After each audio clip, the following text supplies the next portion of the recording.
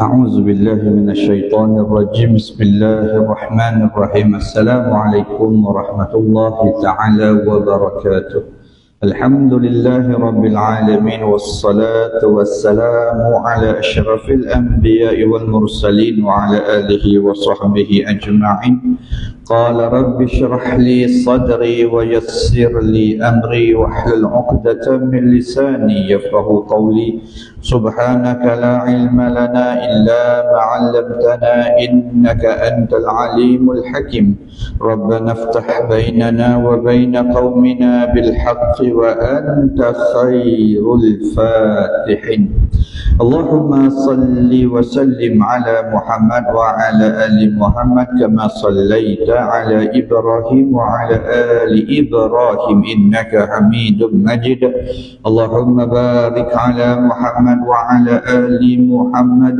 كما باركت على إبراهيم وعلى آل إبراهيم إنك حميد مجيد اللهم أنت ربي لا إله إلا أنت خلقتني وأنا عبدك وأنا على عهدك ووعدك ما استطعت أعوذ بك من شر ما صنعت أبوء لك بنعمتك علي وأبوء بذنبي فاغفر لي فإنه لا يغفر الذنوب إلا أنت لا حول ولا قوة إلا بالله العلي العظيم muslimin muslimat yang dirahmati Allah Subhanahu wa taala.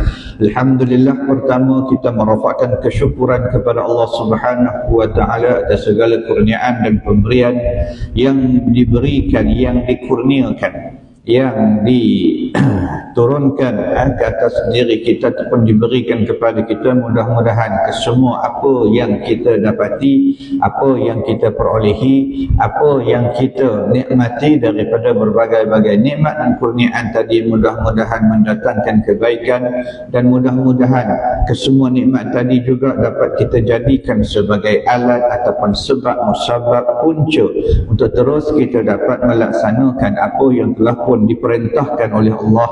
Mudah-mudahan kita mengharapkan agar ada di antara amalan kebaikan yang kita laksanakan akan diterima sebagai suatu amal yang soleh di sisi Allah Subhanahu wa taala, insya-Allah. Jadi pada malam ini kita sambung sebahagian lagi daripada beberapa persoalan yang diterangkan oleh pengarang kitab Jami' Ulum wal Hikam Imam Ibn Rajab Al-Hambali dalam menjelaskan tentang apa yang disabdakan oleh Nabi kita Muhammad sallallahu alaihi wasallam dalam hadis yang ke-10 yang dikumpulkan dalam kitab yang beliau karang.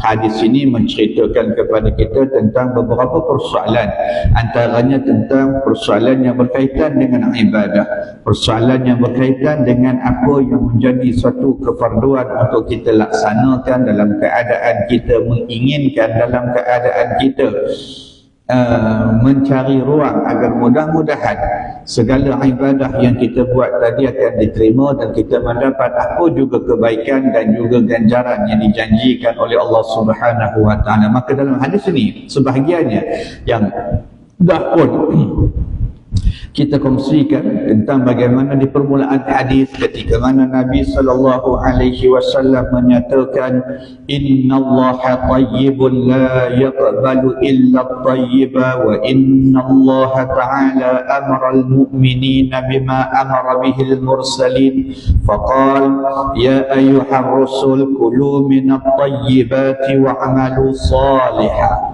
وقال تعالى يا أيها الذين آمنوا كلوا من طيبات ما رزقناكم.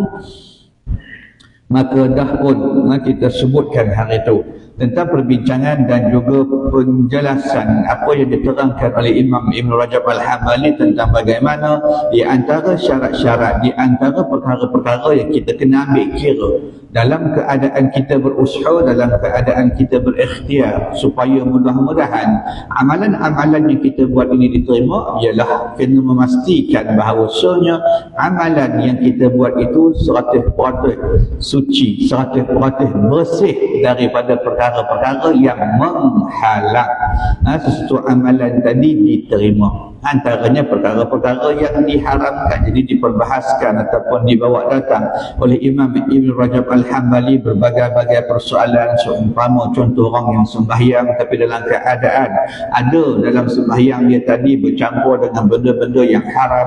Orang yang pergi haji dalam keadaan ada benda-benda yang dia bawa sekali dalam keadaan yang haram.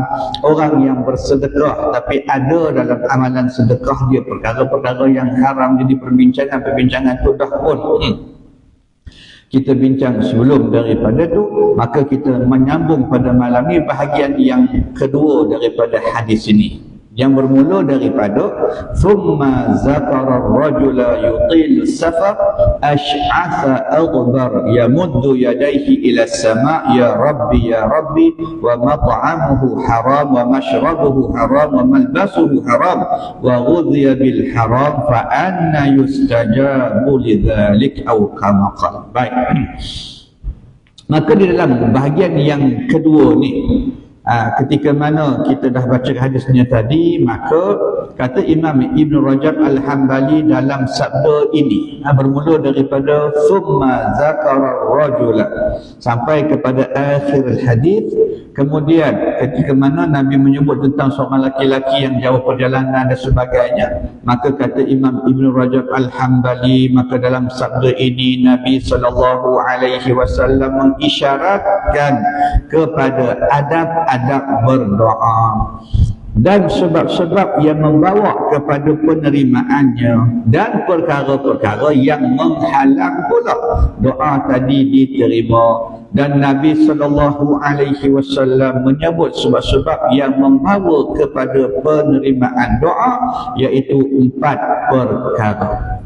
Jadi dalam bahagian yang kedua sabda Nabi ni nak sebut pula tentang satu lagi ibadah yang kita sebut sebagai ibadah berdoa kepada Allah Subhanahu wa ta'ala. Dan setiap daripada kita ni kalau boleh memang doa yang dia panjatkan, doa yang dia minta, doa yang dia pohon, doa yang dia rafa'kan kepada Allah tu agar diterima.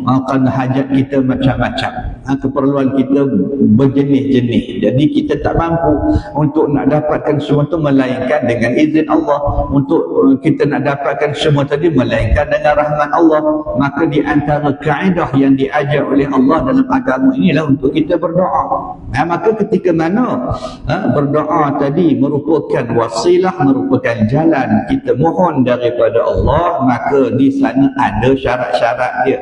Bukan maksud kadang-kadang sebagaimana yang kita katakan hari itu, kadang-kadang kita mungkin merasakan dah banyak kali kita berdoa, dah jenuh dah kita berdoa, dah banyak kali dah kita berdoa, tapi seolah-olah kita merasakan doa kita tak sampai.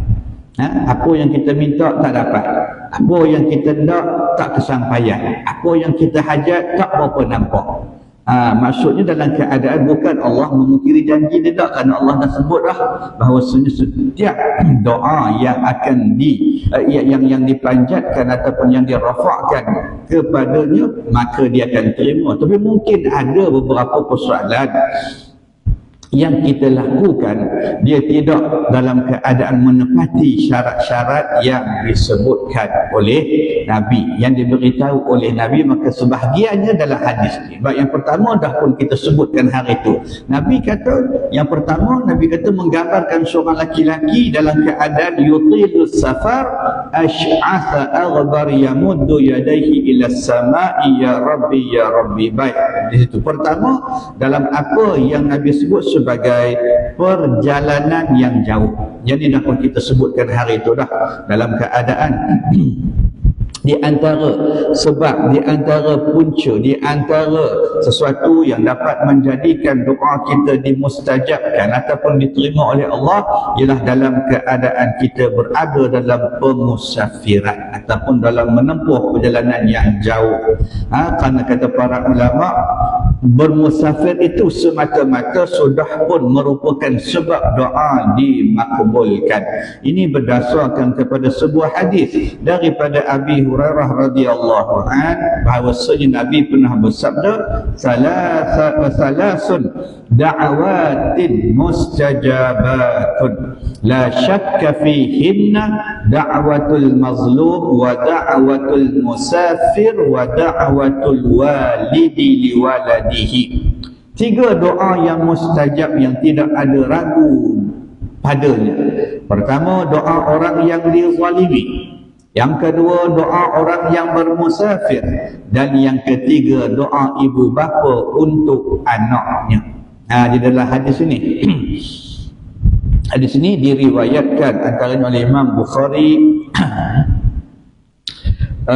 kemudian Imam Tirmizi, Ibnu Majah, Imam Ahmad dan juga Abu Daud di dalam kitab-kitab hadis mereka. Maka dalam hadis itu ditunjukkan ataupun dinyatakan di antara yang mana kata menjadi penyebab doa tadi diterima ialah doa orang yang sedang dalam keadaan musafir. Begitu juga Imam Tirmizi meriwayatkan dengan lafaz da'watul walidi ala waladihi, dan doa ibu bapa ke atas anaknya. Jadi kalau kita tengok di situ ada 2 ungkapan doa yang maksudnya ayat yang sama tapi berbeza dari segi penggunaan huruf. Di mula-mula tu yang hadis tadi kita sebut wa da'watul walidu li waladihi. Dia guna kalimah ataupun dia guna huruf lam. Yang hadis yang juga diriwayatkan oleh Imam Tirmizi, hadis lain dia sebut da'watul walidi ala waladihi. Lam tadi digantikan dengan kalimah ataupun huruf ala. Jadi apa beza lam dengan ala ni? Yang kita sebut adalah yang kita terjemahkan kedua doa ibu bapa untuk anak dia dan doa ibu bapa ke atas anaknya. Cuma nak sebut kata doa mak ayah ni di antara perkara yang dimustajabkan oleh Allah. Jadi kalau kita melihat kepada nota kaki yang ditulis oleh penterjemah di bawah ini, yang dimaksudkan dengan da'watul walidi liwaladihi, doa ibu bapa untuk anak-anaknya, itu bermakna lebih khusus kepada doa-doa yang baik-baik. Mak tadi, ayah tadi minta Allah agar ampunkan dosa anak dia. Mak ayah tadi berdoa minta agar Allah berikan kejayaan dunia akhirat pada anak dia. Maka itu dinamakan doa ibu bapa untuk anak dia. Yang kalimah yang ayat tadi wa da'watul walidi li waladihi. Baik. Adapun yang kedua tu da'watul walid ala waladihi, ini lebih merujuk kepada doa ibu bapa juga, tapi yang meminta keburukan kepada anak dia. Mungkin ada kadang-kadang ayah mak ni yang dia mendoakan perkara yang tak baik. Yang berdoa perkara-perkara yang tak elok, yang berdoa perkara-perkara yang tak sepatutnya dia doakan kepada anak dia sendiri, tapi kadang-kadang dia jadi.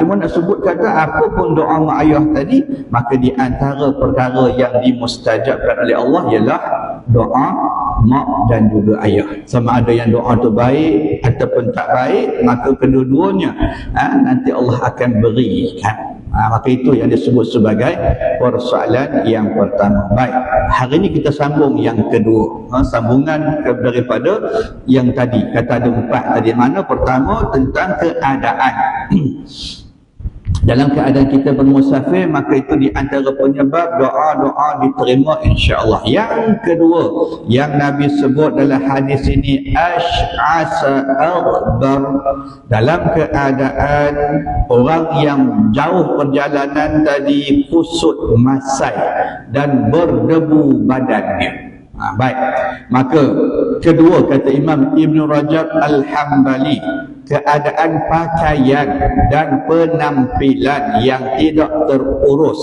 kerana kusut masai dan berdebu, maka ini juga antara punca kemustajaban doa, sebagaimana yang disebutkan di dalam sebuah hadis yang masyhur daripada Nabi sallallahu alaihi wasallam. Rabbu ash'atha aghbar ذي طمرين مدفوع بالأبواب لو أقسم على الله لأبره أو كما قال.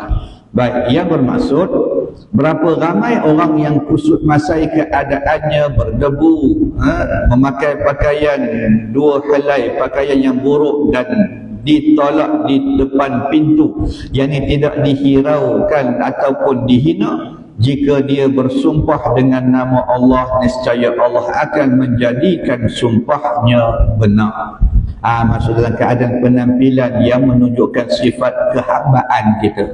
Bukan nak suruh kata memang betul pakai baju yang koyak rabak, tak. Tapi maksudnya dalam keadaan bila kita mohon doa dengan Allah tu, makanya permohonan tadi kita mana kata lakukan dengan keadaan menunjukkan sifat kehambaan kita, menunjukkan sifat kelemahan diri kita, merendah diri di hadapan Allah, menghina diri di hadapan Allah, mengharapkan doa yang kita panjatkan tadi, yang kita rafa'kan tadi benar-benar diterima oleh Allah Subhanahu wa taala. Kerana itu ada riwayat yang menyatakan tatkala Nabi SAW keluar untuk menunaikan sembahyang minta hujan, maka baginda keluar dalam keadaan berpakaian yang agak mana kata biasa ataupun yang tidak dalam keadaan berhias, merendah diri dan menghina diri kepada Allah Subhanahu wa taala.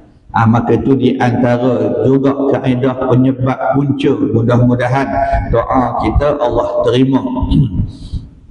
Dalam keadaan kita mohon tu atas sifat perhambaan, sungguh-sungguh lah, maknanya bukan sambil lewo, bukan dalam keadaan tidak.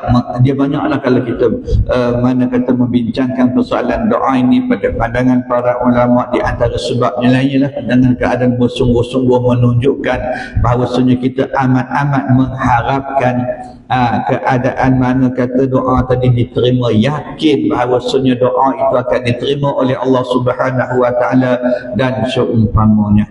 Cuma di antara perkara tadi dalam keadaan kadang-kadang penampilan itu, pakaian yang kita pakai, kemudian perwatakan yang kita ada ni tadi, jadi itu di antara punca-punca yang boleh menjadikan doa kita diterima. Begitu juga ada satu kisah yang disebut oleh Imam Ibn Rajab Al-Hambali, seorang anak lelaki kepada seorang yang bernama Mutarrif Ibn Abdillah telah pun ditahan. Satu hari seorang laki-laki yang namanya Mutarrif Ibn Abdillah, dia dengar cerita anak saudara dia kena tahan. Lalu dia pun balik memakai pakaian yang buruk dan mengambil tangan dengan tongkatnya. Jadi sebab kalau ikutkan keadaan biasanya dia tak pakai begitu. Pada hari itu ketika mana Mutarrif ini mendengar anak saudara dia ditahan, anak saudara laki-laki dia kena tahan, maka dia pun balik tukar baju. Dalam keadaan dia pakai pakaian yang agak buruk dan mengambil tongkat dan sebagainya. Lantas bila ada orang tengok apa yang dia buat pada hari itu, kerana ini bukan kebiasaan yang dia buat, maka orang bertanya kepada dia dengan pertanyaan, apakah ini? Apa jadi hari ini? Kenapa jadi macam ni? Selalu tak ada pun. Hari ini dia pakai baju buruk, bawa tongkat dan sebagainya. Maka dia menjawab, saya menghina diri kepada Tuhan, semoga dia menerima syafaat saya untuk anak saudara saya. Maksud dia pakai tu kerana dia nak berdoa. Dalam keadaan penghinaan dia tadi, dalam keadaan perwatakan dia tadi, dengan pakaian yang buruk, dengan pakaian yang agak biasa, dalam keadaan dia harap mudah-mudahan itu menjadi sebab doa dia dipanjatkan kepada Allah Subhanahu wa taala dan anak saudara dia dibebaskan. Di antara persoalan-persoalan yang disebut secara ringkas di dalam hadis yang ini. Jadi bermakna yang keduanya ialah keadaan, ataupun dalam keadaan tadi masa bermusafir. Kemudian yang kedua, keadaan kita berdoa tu macam mana. Baik, itu yang kedua. Yang ketiga, Nabi sebut di dalam hadis ini, yamuddu yadaihi ilas sama. Baik, yang ketiga di antara adab-adab yang mudah-mudahan kita harap doa yang kita ucapkan, doa yang kita rafa'kan, doa yang kita minta kepada Allah tu diterima, ialah mengangkat tangan ke langit. Itu di antara adab berdoa, angkat tangan. Ia merupakan di antara adab berdoa yang diharap dapat memustajabkan doa. Sebab Nabi kata tadi, yarfa'u yadaihi ila sama. Dalam keadaan dia bermusafir, keadaan pakaian dia tadi selekeh, diri dia pun tak terurus, kemudian diangkat kedua tangannya ke langit. Jadi di antara adab-adab berdoa ialah mengangkat kedua tangan. Diriwayatkan dalam sebuah hadis yang diriwayatkan daripada Salman bahawa Nabi SAW pernah bersabda, Inna Allah Ta'ala hayyun karimun yastahyi idza rafa'a ar-rajulu ilaihi yadayhi ayyaruddahuma sifran khaibataini au kama qala. Baik, yang bermaksud sesungguhnya Allah Subhanahu wa taala bersifat pemalu dan pemurah. Apabila seorang laki-laki mengangkat kedua tangannya kepada Allah, dia malu mengembalikan dua tangan itu dalam keadaan kosong dan kecewa, yakni tidak mendapat apa-apa. Itu yang disebut sebagai adab tadilah. Jadi mudah-mudahan dengan mengangkat kedua tangan itu, maka dia menjadi sebab, dia menjadi punca, dia menjadi perkara yang menjadikan apa yang kita minta itu sesuatu yang akan diberikan oleh Allah Subhanahu wa taala. Baik, hadis tadi diriwayatkan oleh Imam Ahmad, Abu Dawud, Tirmizi dan Ibn Majah, dan hadis yang seumpamanya juga diriwayatkan daripada sahabat, antaranya selain daripada Salman, Anas ibn Malik, Jabir dan lain-lain lagi. Baik, yang kedua diceritakan Nabi SAW pernah mengangkat kedua tangan baginda ketika berdoa dalam sembahyang minta hujan, ataupun ketika berdoa meminta hujan sehingga kelihatan warna putih kedua ketiak baginda.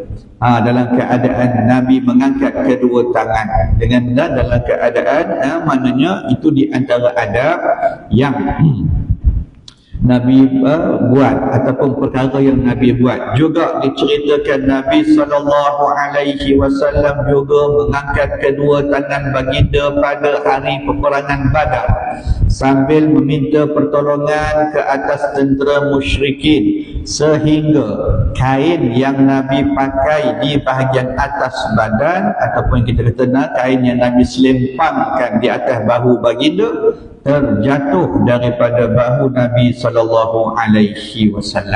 Nak sebut kata kain yang Nabi selempangkan ke bahu tu jatuh, maksudnya angkat tangan tu tinggi, sampai kain yang ada dekat bahu ni pun jatuh ke bawah. Kesungguhan tadi dalam keadaan Nabi angkat tangan minta sungguh-sungguh.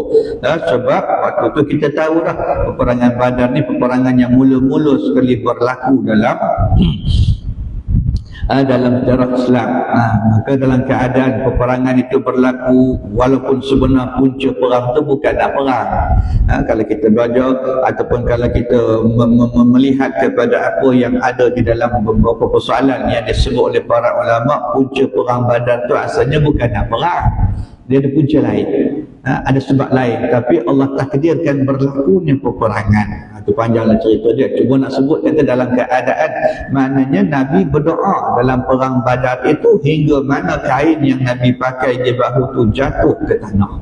Nak sebut kata tingginya tangan yang Nabi angkat itu semasa baginda berdoa. Baik, maka daripada hadis-hadis ataupun riwayat-riwayat yang banyak ini, maka diterangkan oleh para ulama tentang cara-cara mengangkat tangan ketika berdoa. dah sebut kata antara perkara yang disebut sebagai punca ataupun benda yang boleh menyebabkan doa kita diterima ialah angkat tangan. Nanti mungkin timbul persoalan, nak angkat macam mana? Kerana kesemua perkara yang disebut oleh mana kata Nabi dalam apa yang dikatakan oleh para ulama tentu adalah ada cerita dia. Bila ulama kata Nabi angkat tangan, maka tentulah ada cara dia. Dan kalau kata itu cara yang diajar oleh Nabi, maka mudah-mudahan itulah di antara penyebab doa kita diterima. Jadi bermakna bila ada benda yang ditunjukkan, maka kita ikutlah.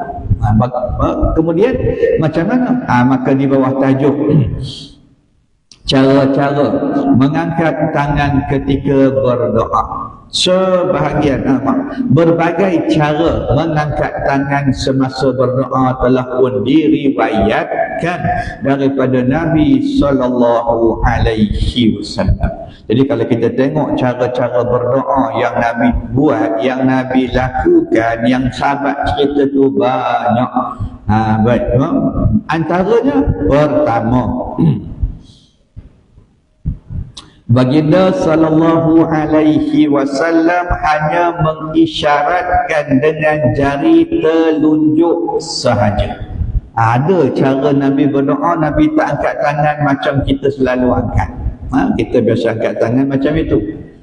Tapi ada satu ketika di mana sahabat menceritakan Nabi tak angkat tangan macam ini, tapi Nabi angkat mengisyaratkan dengan jari telunjuk macam itu saja. Maka Nabi berdoa dengan mana kata mengisyaratkan dengan jari telunjuk baginda. Dia tak buat macam itu, tapi dia buat macam ni. Ataupun mengisyaratkan dengan jari telunjuk ini. Baik, bila tu? Maka diriwayatkan bahawa Nabi sallallahu alaihi wasallam melakukan perbuatan tersebut ketika berada di atas mimbar. Maksudnya Nabi tengah berkhutbah. Nabi bila berada di atas mimbar berkhutbah, maka bila berdoa Nabi tak angkat tangan macam tu, tapi Nabi isyaratkan dengan jari telunjuk. Dan yang kedua, ketika Nabi menunggang haiwan tunggangan baginda. Ketika mana seperti yang disebut oleh Imam Muslim dalam haji wada', bila Nabi naik mana kata tunggangan, ketika dalam haji wada' tu Nabi berdoa, maka di atas tunggangan itu Nabi berdoa dengan mengangkat tangan, tapi dengan mengisyaratkan dengan jari telunjuk sahaja. Itu ada cara Nabi berdoa. Dua tempat tadi lah, antaranya ketika menaiki kenderaan ataupun menaiki haiwan tunggangan, dan keduanya ketika mana Nabi berada di atas mimbar. Baik. Mengikut pandangan sekumpulan ulama pula seperti Auza'i, Sa'id ibn Abdul Aziz, Ishaq bin Rahawai, sunat diisyaratkan dengan jari semasa membaca doa kunut dalam sembahyang. Ada juga ulama-ulama yang berpendapat masa dalam sembahyang tu, masa kita baca doa kunut, maka mengikut pandangan mereka juga kita sunat isyarat dengan jari aja. Tak payah angkat macam tu aja. Baca doa kunut, mana kita doa macam itu. Isyarat dengan jari telunjuk. Itu yang disebut oleh sebahagian ulama. Dan Ibn Abbas radhiyallahu anhu dan lain-lain berkata, maka inilah cara yang menunjukkan keikhlasan dalam berdoa.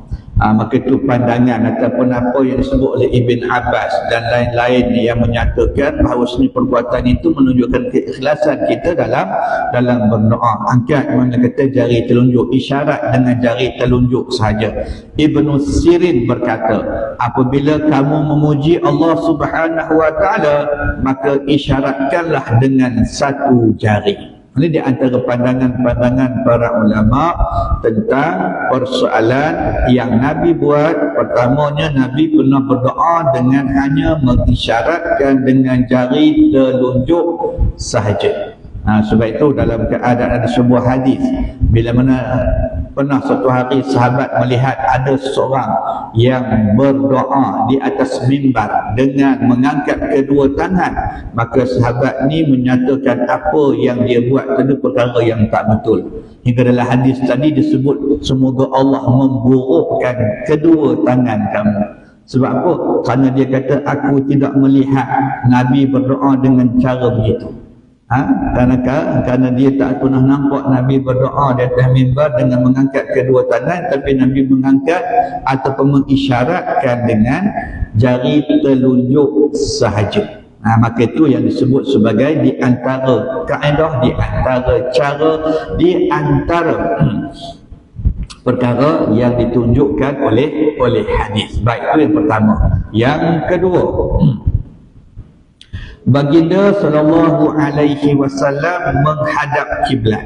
Baik, sambil mengangkat kedua tangan dan menghadapkan belakang dua tangan ke arah kiblat, sementara tapak tangan pula dihadapkan ke muka baginda sallallahu alaihi wasallam.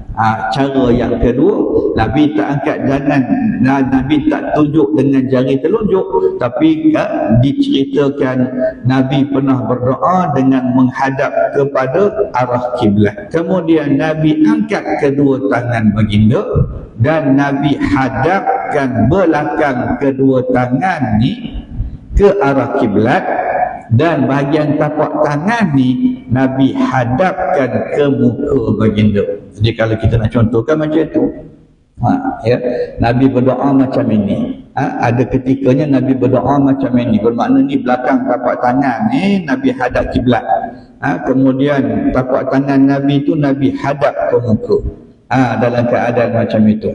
Makanya ada pernah Nabi berdoa cara macam itu. Bila Nabi buat gitu? Baik. Cara ini diriwayatkan daripada Nabi ketika mana baginda berdoa meminta hujan. Antara hadis yang menceritakan tentang perkara ini hadis yang diriwayatkan oleh Imam Bukhari, Imam Muslim daripada Anas. Begitu juga Imam Ahmad dan Abu Daud daripada Umair radhiyallahu an, dan dia sahihkan oleh Al-Hakim dan dipersetujui oleh Al-Zahabi. Maka itu di antara hadis yang menunjukkan Nabi pernah berdoa macam itu. Nabi duduk hadap kiblat, kemudian Nabi angkat dua tangan ni depan, maknanya belakang tapak tangan ni Nabi halakan ke kiblat, bahagian tapak tangan ni Nabi hadap muka Nabi, macam itu. Baik. Sebahagian ulama menggalakkan mengangkat tangan seperti ini dalam doa minta hujan. Sebagai ulama mengatakan kalau kita ni doa minta hujan, buat cara macam itu. Dah kita sembahyang minta hujan tu hadap kiblat, begitulah kita berdoa. Bukan macam tadi ni mana kata yang isyarat ni atas mimbar dengan atas kenderaan ataupun atas binatang tunggangan, macam itu. Kalau kita minta mana kata hujan, maka ulama setengahnya menggalakkan agar kita mengangkat kedua tangan sebagaimana tadi, seperti pendapat Zaujajani.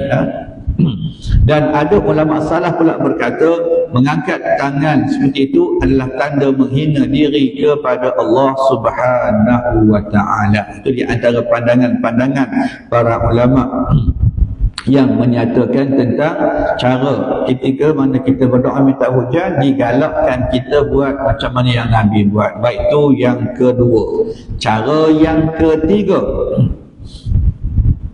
berlawanan dengan cara yang di atas. Kalau cara tadi maknanya yang nombor dua tu, belakang tapak tangan ni kita hadap ke kiblat, yang mana kata tapak tangan ni kita hadap ke muka ataupun Nabi hadap ke muka. Ada satu lagi cara yang disebut oleh para ulama, iaitu menghadapkan tapak tangan ke arah kiblat dan belakang pula ke arah muka. Dia terbalik. Kalau tadi macam itu, kemudian ada cerita pula, riwayat pula mengatakan Nabi kalih macam ini. Bermakna yang sini, ni tapak tangan ni pergi ke kiblat, yang belakang ni hadap ke muka. Mana kata begitu pun ada cara yang disebut sebagai cara yang Nabi buat. Juga diriwayatkan Nabi melakukan perkara tadi semasa berdoa meminta hujan.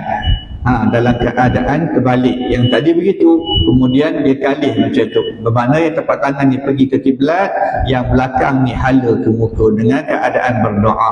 Maka diriwayatkan bahawa sekumpulan ulama-ulama salaf berdoa seperti itu. Dan ada di antara mereka yang berkata mengangkat tangan seperti ini adalah tanda perlindungan dan tanda memohon perlindungan dan pemeliharaan dengan Allah Azza wa Jalla. Dan di antara mereka yang berkata demikian adalah Ibnu Umar, Ibn Abbas dan Abu Hurairah radhiyallahu anhum. Dan diriwayatkan juga apabila Nabi SAW memohon perlindungan dengan Allah, Nabi mengangkat kedua tangannya dengan cara itu. Jadi bila Nabi minta perlindungan dengan Allah, maka Nabi buat cara tu. Yang ini maknanya ada halakan ke kiblat, ini maknanya belakang tapak tangannya hala ke muka. Ni antaranya kata para ulama yang Nabi pernah buat bila Nabi minta perlindungan, minta agar Allah lindung daripada perkara-perkara yang tidak baik, yang tidak elok, maka Nabi berdoa macam itu. Baik, tu cara yang ketiga.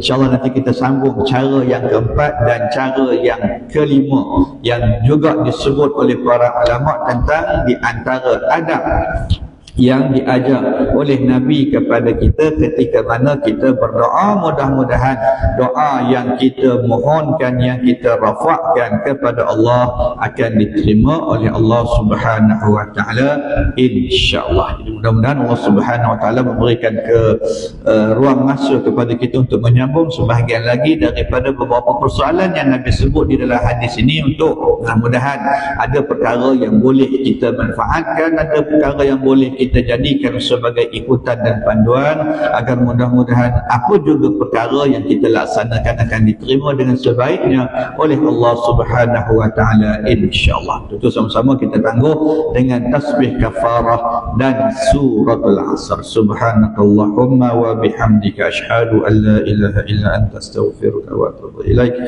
Bismillahirrahmanirrahim. Wal 'asri innal insana lafi khusr illa alladhina amanu wa 'amilus shalihat وتواصوا بالحق وتواصوا بالصبر. أعوذ بالله من الشيطان الرجيم. بسم الله الرحمن الرحيم. الحمد لله رب العالمين حمدا حامد حمدا شاكر حمدا يوافي نعمه ويكافئ مزيدا. يا ربنا لك الحمد كما ينبغي لجلال وجهك وعظيم سلطانك. اللهم صل وسلم على محمد وعلى آل محمد. اللهم اجعلنا من الذين يستمعون القول فيتبعون أحسنه. وصل اللهم على سيدنا محمد وعلى أزواجه وذرياته أجمعين. سبحان ربك رب العزة عما يصفون وسلام على المرسلين والحمد لله رب العالمين. السلام عليكم ورحمة الله تعالى وبركاته.